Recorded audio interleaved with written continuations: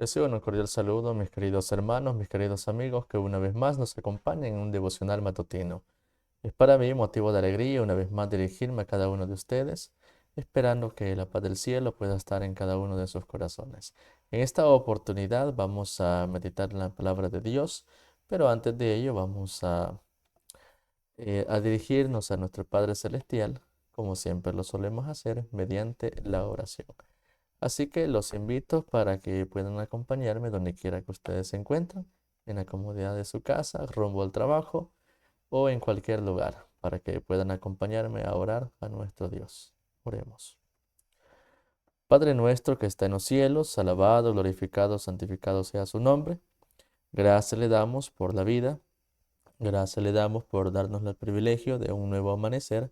Y ahora que hemos de meditar en su palabra, le imploramos que abra las cámaras de nuestro entendimiento para que podamos entender todo lo que vamos a analizar, todo lo que vamos a leer, que pueda ser de provecho para nuestra vida espiritual. Bendiga a cada uno de mis hermanos y amigos que han de estar acompañándonos en este devocional matutino. Únjanos con su Santo Espíritu, lo imploramos todo en el bendito nombre de Cristo Jesús. Amén. Bien, queridos hermanos, queridos amigos, en esta oportunidad vamos a meditar en un tema muy interesante, un tema en el cual es necesario que nosotros siempre estemos meditando, que respecta a nuestra vida de consagración diaria que tenemos que tener con Dios y también al ejemplo que nosotros vamos a dar donde quiera que nosotros nos encontremos. Si bien es cierto, hay una declaración bíblica y es en la que estaremos basados en esta hora de la mañana y es lo que nos dice la palabra de Dios en el libro de Nehemías, capítulo número 1, versículos número 11. El tema en el cual vamos a meditar lleva por título: La posición no excluye la necesidad de orar. Así que, queridos hermanos, la palabra de Dios nos dice, Nehemías 1:11, Te ruego, oh Jehová, esté ahora atento tu oído a la oración de tu siervo y a la oración de tus siervos, quienes desean reverenciar tu nombre. Concede ahora buen éxito a tu siervo y dale gracia delante de aquel varón. Amén. Para poder comprender un poco la vida de este hombre, queridos hermanos, si bien es cierto, la Biblia nos dice que Nehemías era uno, o más bien dicho, fue uno de los hombres que fueron desterrados de el pueblo de Israel, de Jerusalén, y llevados cautivos a Babilonia. Posteriormente, ese imperio sabemos nosotros que fue conquistado por los medos y los persas, y ellos se convirtieron ahora en el imperio que gobernaba a las naciones en ese momento, en ese tiempo de la historia. Si bien es cierto, la matutina del Cristo triunfante nos dice la siguiente declaración, siempre asociado a lo que las escrituras bíblicas nos mencionan, y nos dice de la siguiente manera. Nehemías, uno de los desterrados hebreos, ocupaba un cargo de influencia y honor en la corte de Persia.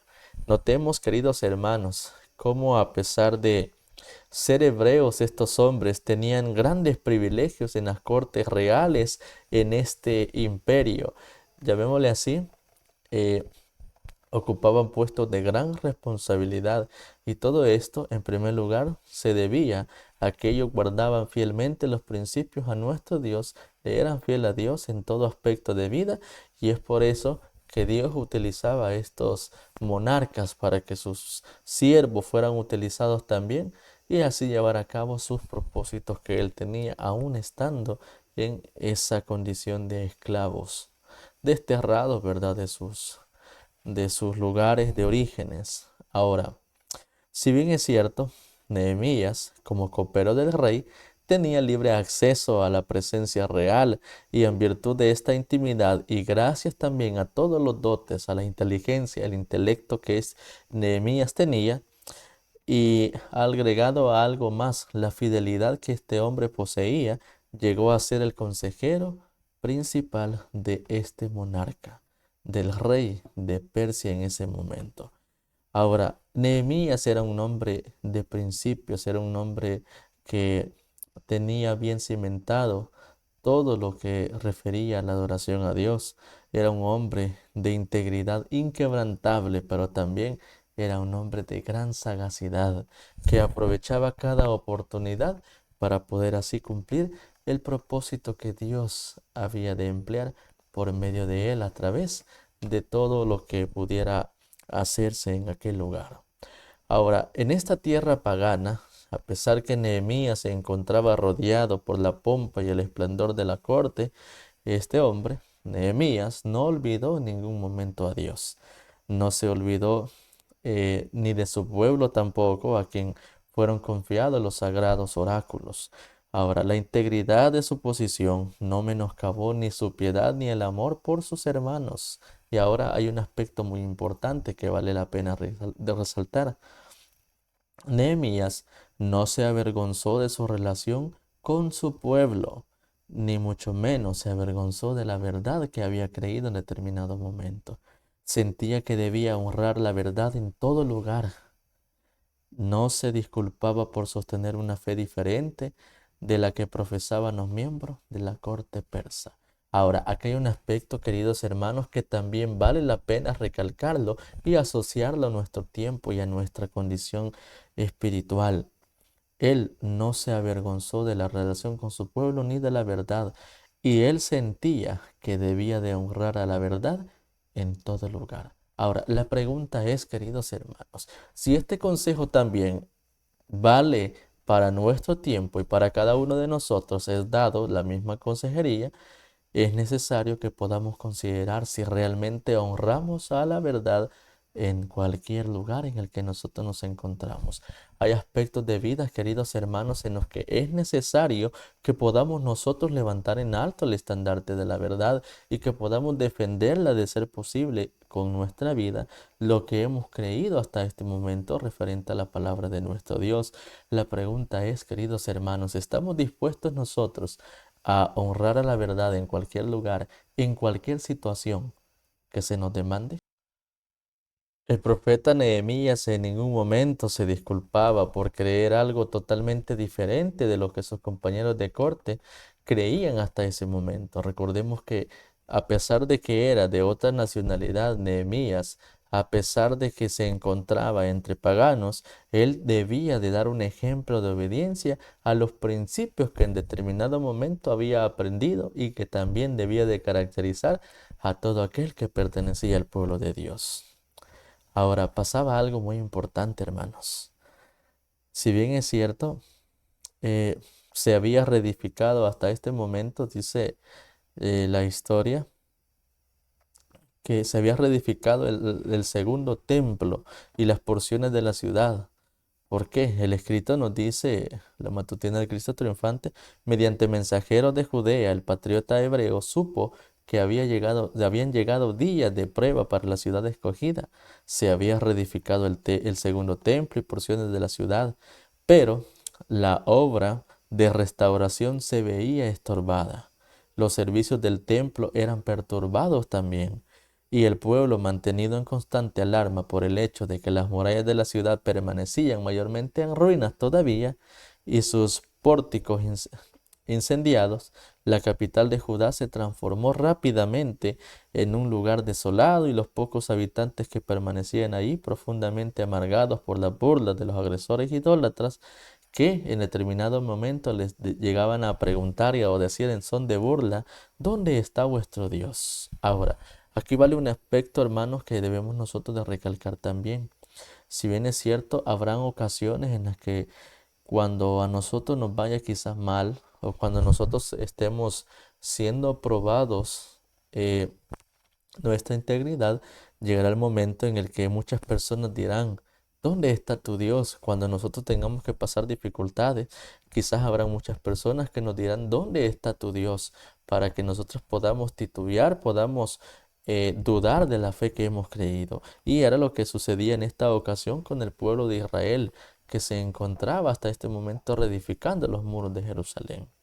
Ahora, el corazón del patriota hebreo estaba abrumado por las malas noticias. Si nos ponemos a pensar, hermanos, cuál era el mayor anhelo que tenía Nehemías, que nuevamente su ciudad fuera reedificada, que los servicios del templo fueran nuevamente reivindicados, se cumplieran al pie de la letra, para que así ahora ellos se caracterizaran por ser el pueblo que Dios había escogido, para que cumplieran todas las normas que Dios había establecido para su pueblo. Pero lastimosamente, lo que el profeta recibía solamente eran malas noticias, que toda la obra que se estaba realizando hasta ese momento estaba siendo chasqueada, estaba siendo hasta cierto punto detenida, o como mencionaba un párrafo anteriormente, todo estaba teniendo una perturbación, todo estaba llegando a un punto en el cual que la restauración de los muros de Jerusalén estaba siendo estorbado. Y todo esto preocupaba al profeta, al Hijo de Dios, al siervo que Dios tenía en medio de paganos. Ahora, tan grande era su pesar que no comió ni bebió. Él mismo mencionaba, la misma Biblia menciona en el libro de Nehemías, el ruego, la oración que él elevó a Dios, donde decía: lloré y enlutéme por algunos días y ayuné y oré delante del Dios de los cielos. Pero cuando ese primer estallido de congoja concluyó, se volvió en su aflicción hacia el gran ayudador. El registro dice: oré delante del Dios de los cielos. Vació su corazón delante del Señor. Sabía que la aflicción que había venido sobre Israel era el resultado de su transgresión, y con profunda humillación se presentó delante de Dios para pedir perdón y suplicar la renovación del favor divino.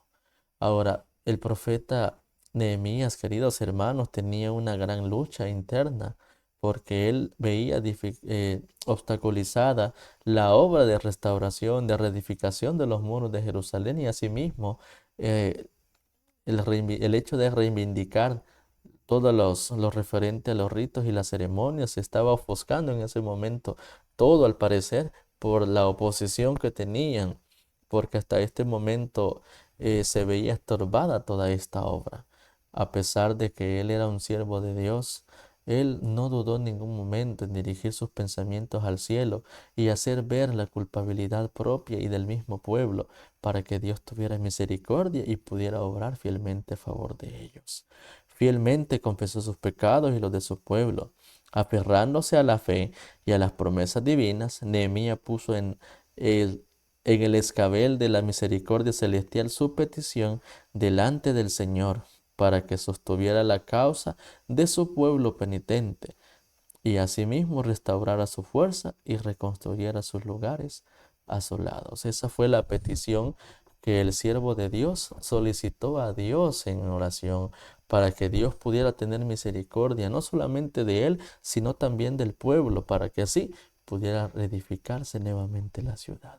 Así que, queridos hermanos, a pesar del grado de responsabilidad, a pesar del grado de honor que terrenalmente tenía Nehemías, y todo esto era resultado de lo que Dios había obrado en él, a pesar de la posición, él no se sintió excluido a sentir esa viva necesidad de orar para que Dios pudiera interceder en favor de su pueblo.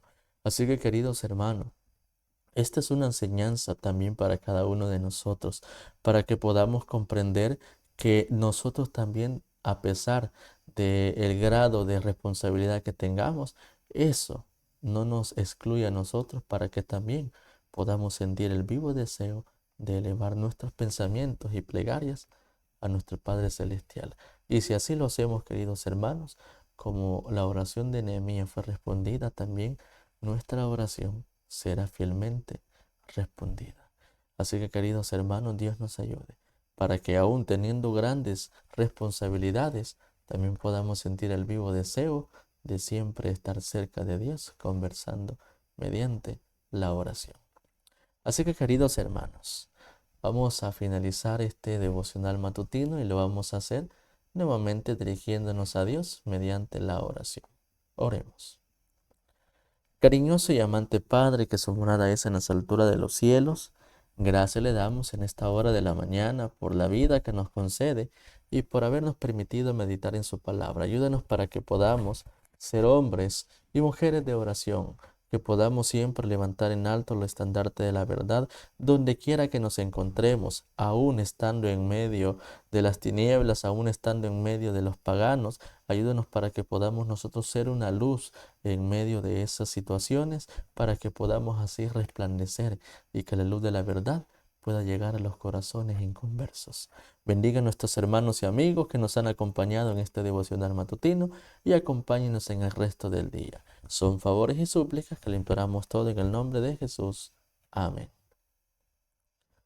Bien, queridos hermanos, queridos amigos, que la paz de nuestro Dios pueda siempre estar en nuestros corazones y la gracia de nuestro Señor, el Señor Jesucristo, pueda siempre colmarnos a cada uno de nosotros.